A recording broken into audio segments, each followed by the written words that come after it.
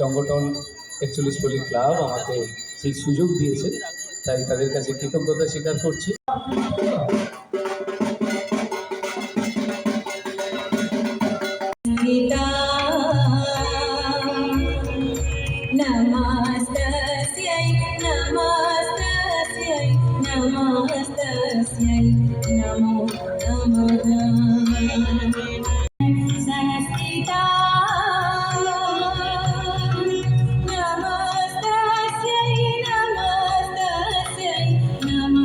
পরে মাথায় একটা বুদ্ধি এলো যে এটা নিয়ে সামনে মানে দুর্গাপুজোর সময় শীত প্রায় আসতে শুরু করে আর কি, ভাবলাম এটা দিয়ে ওই শুনো মায়ের বাজনা বাজছে।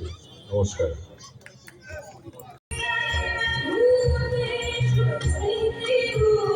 কারুশিল্প, দুরকম শিল্পের দ্বন্দ্ব চিরকাল ছিল, তার ভেতরে এই কারুশিল্প